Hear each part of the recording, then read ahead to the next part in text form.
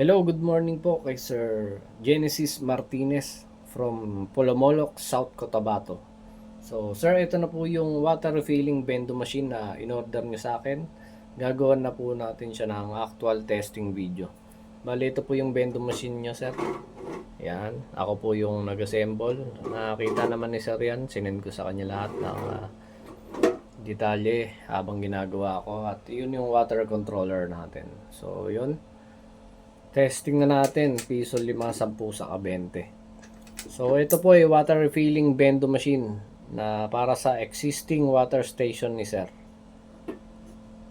Na mineral water station na iniinom. Meron din po tayong piso igib bendo machine para sa mga nagpapaigib, panghugas, pangpaligo. So ito sa sample natin yung pang water station ni sir. Piso na luma. Sample natin, piso na luma. So yan, may post button din po yan, mamaya testing natin. Yan, piso na bago. Sample natin lahat. Piso na bago, then 5 pesos. Bali nakaset po ito sa 2 seconds. Bali depende po yan kay sir kung ilang seconds niya po isa-set. Tuturuan ko na lang po siya, isa-send ko na lang yung link kung paano niya gagayahin. Bali may video link po ito.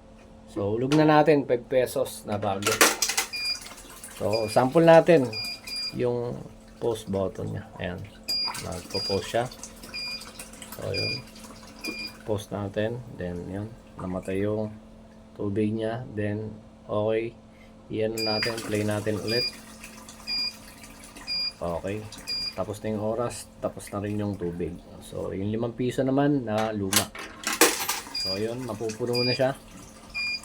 Pero i-try pa natin yung ibang yung ibang barya para makita ni sir na all working lahat ng barya. So ito naman yung 10 pesos na bago, then yung 20 pesos.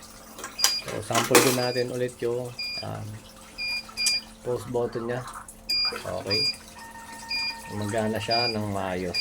So fully tested na po ito. Nakita naman ni sir yung process ko sa paggawa ng pag-assemble ng bendo machine.